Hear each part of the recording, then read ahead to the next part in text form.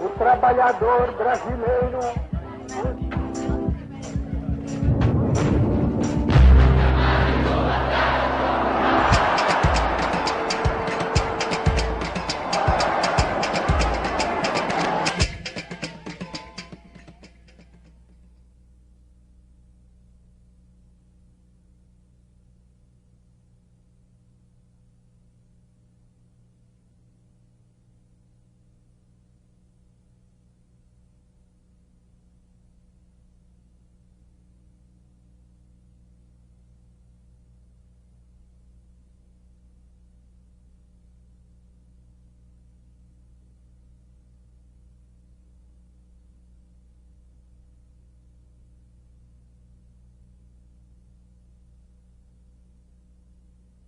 Pois conseguimos organizar o trabalho nacional segundo os princípios cristãos da justiça social, sem abalos econômicos.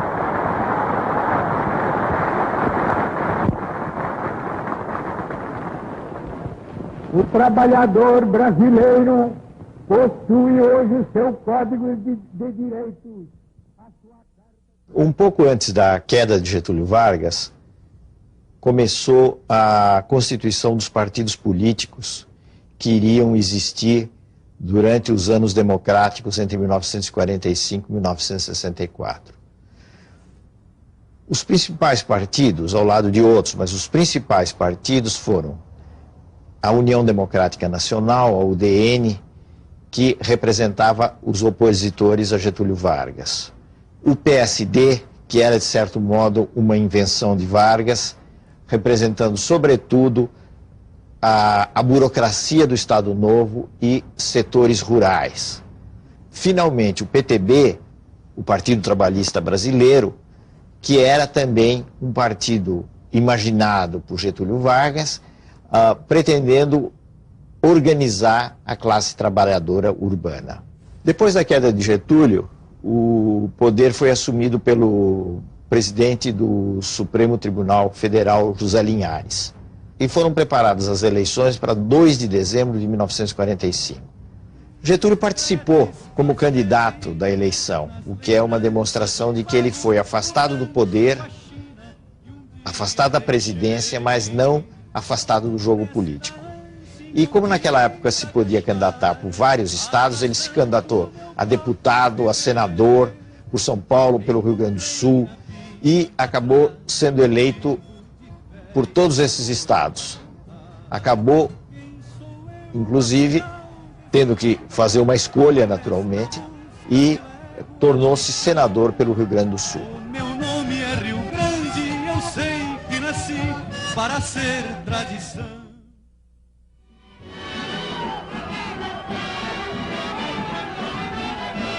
Dois principais candidatos disputaram a eleição. De um lado, o general Eurico Gaspar Dutra, que tinha sido uma figura central do Estado Novo, e de outro, o brigadeiro Eduardo Gomes, que era o candidato da oposição, o candidato da UDN. Curiosamente, os dois eram militares, mas a gente pode dizer que Eduardo Gomes era um militar liberal e Dutra vinha da tradição autoritária do Estado Novo. Dutra teve o apoio de Getúlio Vargas, o Getúlio deu o apoio ao candidato nos últimos dias da campanha e com isso atraiu a massa e o voto da massa da classe trabalhadora urbana. Tudo isso explica a ampla vitória de Dutra.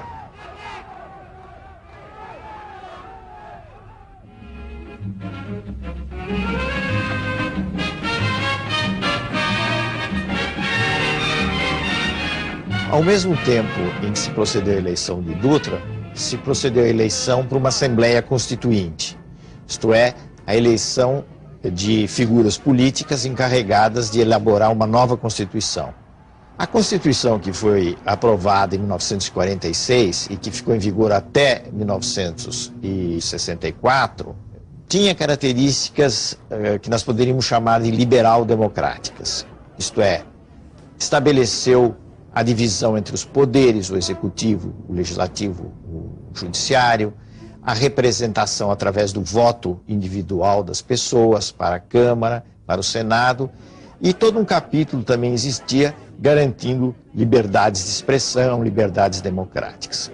Uma última coisa que é significativa na Constituição de 46 é que ela definitivamente estabeleceu o voto às mulheres. Então, todas as mulheres maiores de 18 anos tiveram o direito e a obrigação de votar, assim como os homens. Do ponto de vista econômico, o governo Dutra passou de um modelo chamado de liberal para um modelo em que havia maior controle do Estado. E na época dele, ocorreu no plano internacional uma coisa muito importante, que foi a passagem de uma época de confraternização das potências que ganharam a Segunda Guerra Mundial para o início da Guerra Fria, que pôs frente a frente os Estados Unidos e a União Soviética. Trabalhadores do Brasil, eu vos dirijo minha palavra nesse momento nacional.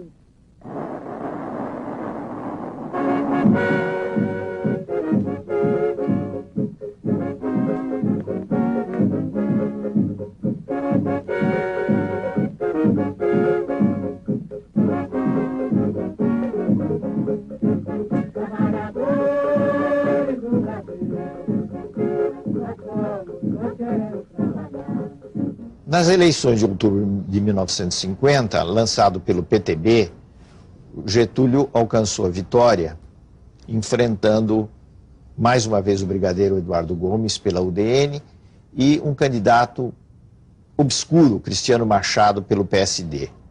Apoiado socialmente por setores que iam desde o empresariado até a classe trabalhadora urbana, Getúlio, pela via democrática, chegou novamente ao poder. Bota o retrato do velho outra vez, bota no mesmo lugar. Bota o retrato do velho outra vez, bota no mesmo lugar. O sorriso do velhinho faz a gente trabalhar. O sorriso do velhinho faz a gente trabalhar. Getúlio Vargas voltou ao poder em circunstâncias muito diferentes daquelas que tinham sido as dos 15 anos do seu primeiro governo.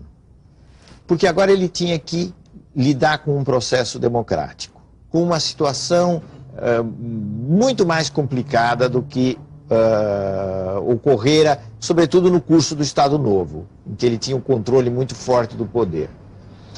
Ele teve que lidar com divisões no interior do Exército, disputas no interior do Exército, disputas na sociedade e um quadro econômico que foi se tornando complicado, especialmente com o agravamento da inflação. Na área da economia, do grande modelo, digamos assim, da grande orientação econômica, nós podemos dizer que não houve um corte com o advento, com a instalação do período democrático. Por quê? Porque o mesmo modelo de forte intervenção do Estado na economia, de controle da economia por parte do Estado nos setores básicos, continuou a existir. Um dos momentos de mobilização mais intensa do segundo governo Vargas foi o momento da luta pelo petróleo, a luta pelo monopólio estatal do petróleo, que deu origem à formação da Petrobras.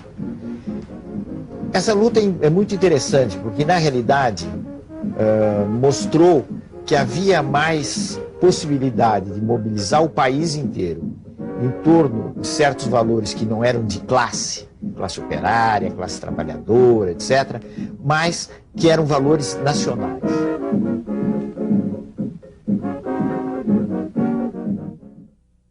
O populismo era um fenômeno que já vinha dos últimos anos do Estado Novo. E era uma tentativa de Getúlio e do grupo que o cercava de unir numa frente política o Estado, os trabalhadores urbanos e o empresariado nacional, aquilo que se chamava de burguesia nacional. Ocorre que, no segundo governo Vargas, o populismo tomou um aspecto muito mais mobilizador. Quer dizer, Getúlio, cada vez mais convencido de que ele podia mobilizar e se apoiar nas classes trabalhadoras urbanas como um recurso político para os seus objetivos. Esse foi um dos problemas do segundo governo Vargas, na medida que essa política, que não era propriamente uma política conservadora, assustou muitos setores conservadores e especialmente grupos no interior do Exército. Um dos personagens centrais do populismo, da atuação populista, foi João Goulart, que ficou mais conhecido pelo apelido Jango. O Jango foi ministro do trabalho do Getúlio e era um personagem pelo qual o Getúlio tinha muitas simpatias. Na realidade, Getúlio e Jango tratavam de apoiar os movimentos grevistas, conceder algumas reivindicações e, ao mesmo tempo, controlar, evitar que esses movimentos escapassem dos seus limites. Alguns movimentos, no entanto, fugiram da influência ou do controle do governo Getúlio. O caso mais expressivo foi o de São Paulo, onde ocorreu uma grande greve que começou pelos têxteis, a chamada greve dos 300 mil. Naqueles anos do governo Getúlio, a divisão entre os partidários de Vargas e os inimigos de Vargas, que estavam organizados na UDN, se tornou muito intensa. Em particular, o jornalista Carlos Lacerda, que era diretor no Jornal do Rio, a Tribuna da Imprensa, se destacava nessa luta feroz, podemos dizer assim, contra Getúlio. E aí, nos círculos do poder, no Palácio do Catete, que era a sede do governo, surgiu a ideia infeliz de se eliminar Carlos Lacerda.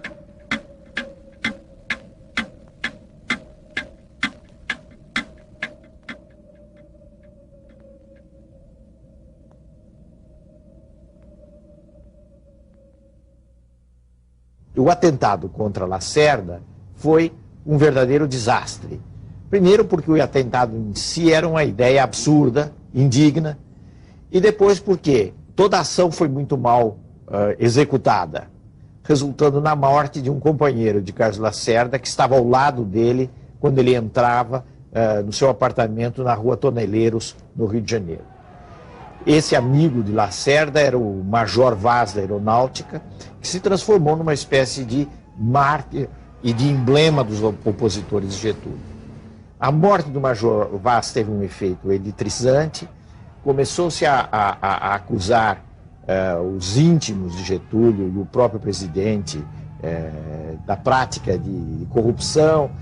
O próprio Getúlio falou que havia um mar de lama à volta dele, que ele não conhecia, e ele realmente se sentiu encurralado e acabou dando um tiro no peito em 24 de agosto de 1954, deixando uma carta chamada famosa Carta Testamento de Getúlio Vargas.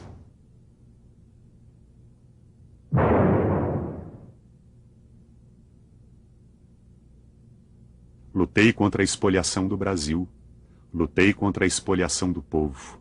Tenho lutado de peito aberto. O ódio, as infâmias, a calúnia não abateram meu ânimo. Eu vos dei a minha vida, agora vos ofereço a minha morte. Nada receio. Serenamente dou o primeiro passo no caminho da eternidade e saio da vida para entrar na história.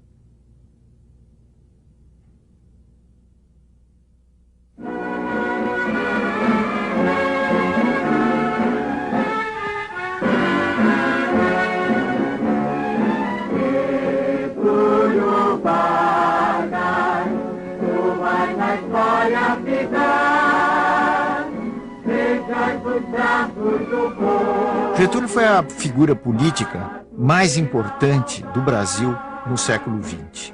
Apesar de todas as suas contradições, com a morte dele por razões políticas, com esse sacrifício, ele se converteu perante as massas populares num verdadeiro mito.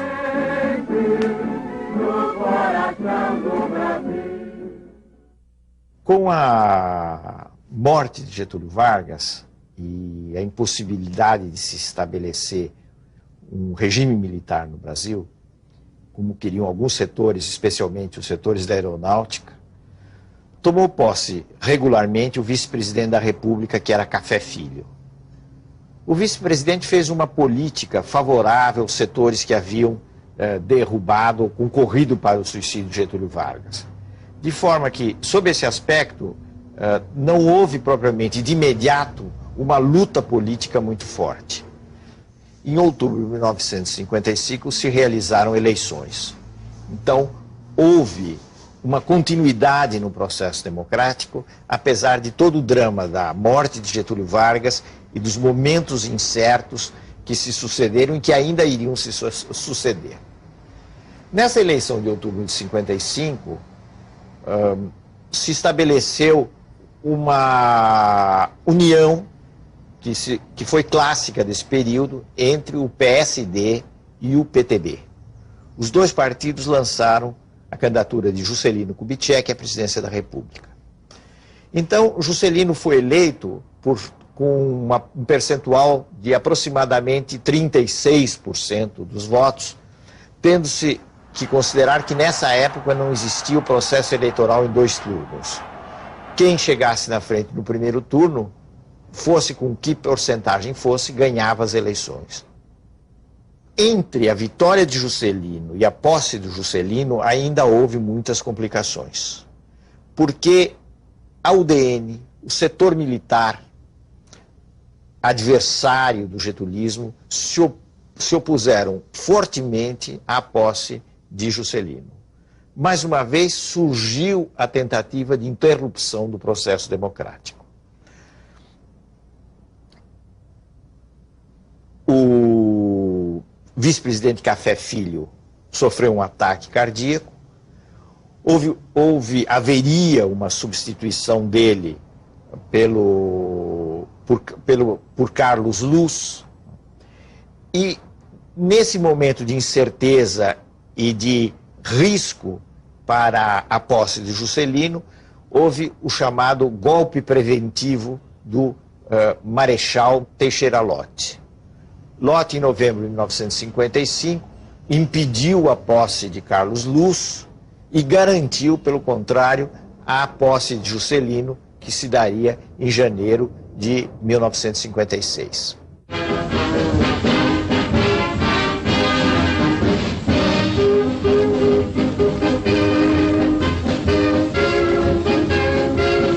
A multidão cresce a cada instante em frente ao Palácio Presidencial. A multidão penetra nos jardins. Da varanda da área interna do andar térreo, o novo presidente passa a receber os cumprimentos dos populares. Desfilam diante do chefe do governo, apertando-lhe a mão e abraçando-o efusivamente, trabalhadores, senhoras, jovens e velhos. O governo de Juscelino, que começou com tantas incertezas, se realizou de uma forma relativamente estável e com muitos apoios. Realmente inédita em nossa história, os bravos soldados do Brasil. O Juscelino conseguiu reunir em torno dele amplos setores da população. E isso, sobretudo, através da realização de um programa que ficou conhecido como o Programa de Metas. Esse Programa de Metas, de alguma maneira, alterou, não o modelo, mas mudou um pouquinho os rumos da política econômica. Juscelino passou do nacionalismo econômico que vinha do passado a uma espécie de desenvolvimentismo econômico. Qual é a diferença disso? A diferença consiste em que, admitindo o papel importante do Estado e insistindo no desenvolvimento econômico, Juscelino incentivou os investimentos privados, como se viu principalmente com a criação de uma indústria automobilística no país. Novembro de 1959. Juscelino inaugura a primeira indústria automobilística, a Volkswagen no Brasil. A classe média orgulhava-se dos automóveis e eletrodomésticos made in Brasil.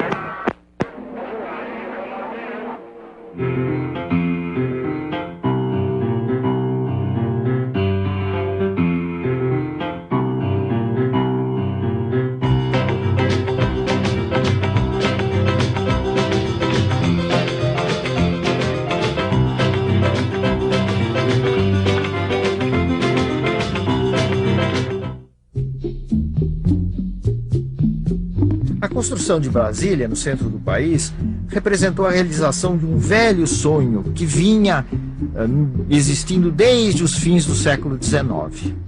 Do ponto de vista urbanístico, foi algo de impressionante, porque não havia nada em Brasília, havia o Cerrado do Planalto Central, e ali se ergueu uma cidade, toda ela planejada a partir da capacidade do planejamento dos arquitetos Oscar Niemeyer e Lúcio Costa. De tal forma que Brasília se tornou uma espécie de emblema do avanço da civilização, com seus problemas, mas também com as suas virtudes, no centro-oeste do país.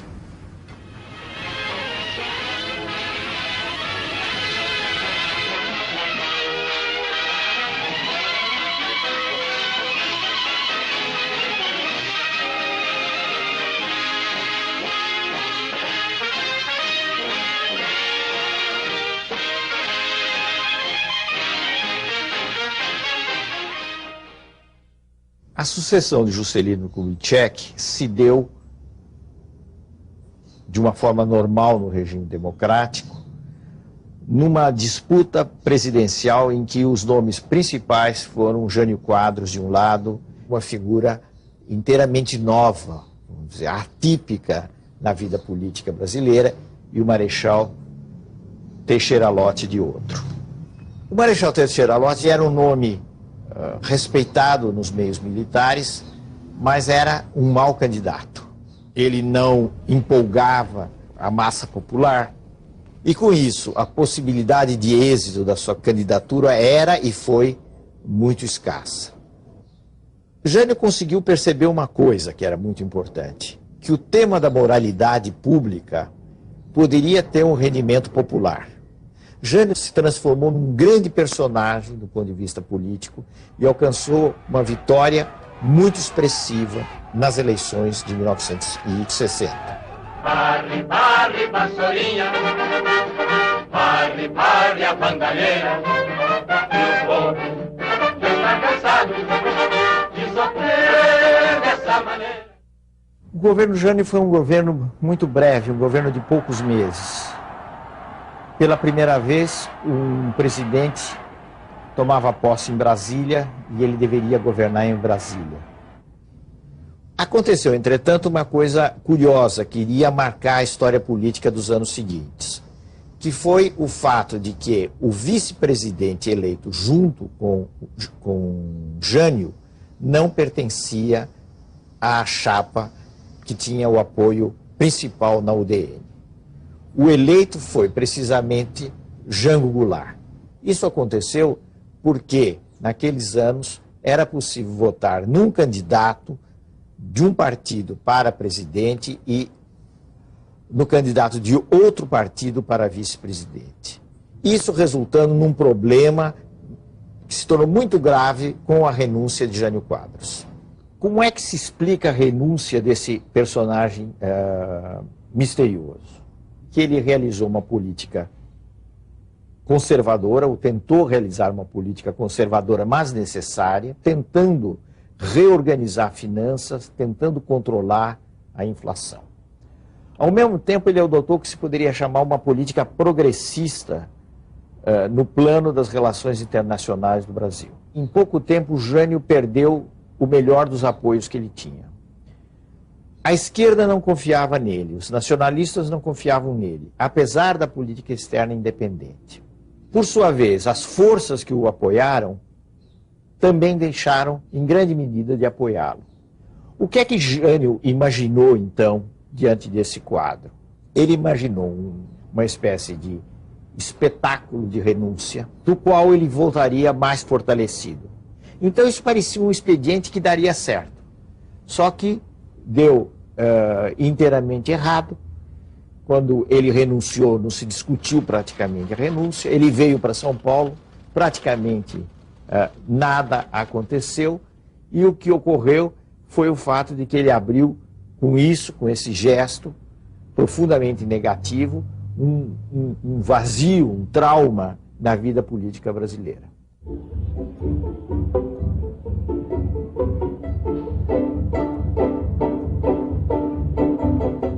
o vice-presidente que deveria tomar posse era Jango Goulart, que era uma figura muito controvertida e criticado fortemente pelos meios militares que haviam apoiado o Jânio. Houve um período em que se teve a impressão, durante algumas semanas, de que haveria um golpe e que o vice-presidente Jango Goulart não tomaria posse. Afinal, se chegou a um acordo e se instituiu no Brasil um regime parlamentarista. Quer dizer, o presidente teria alguns poderes, mas não todos os poderes. E, na realidade, seria o parlamento quem teria o maior poder através da figura de um primeiro-ministro.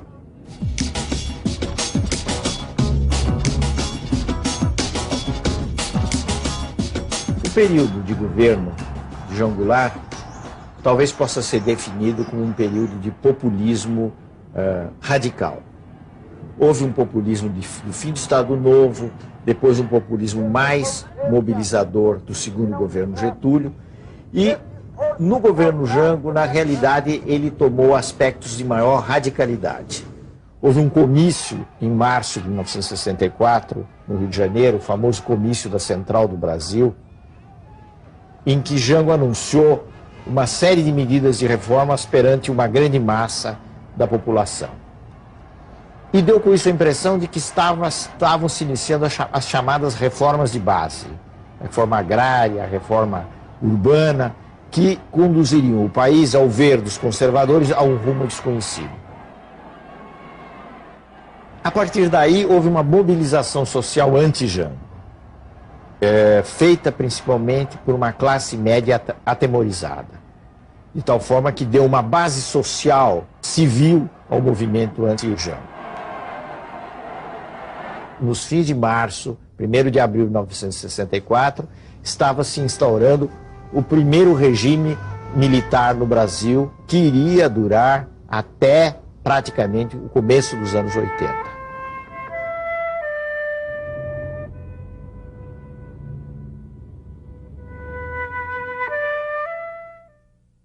No próximo programa, os generais no poder, o milagre econômico, os sucessos e os fracassos do regime militar no Brasil.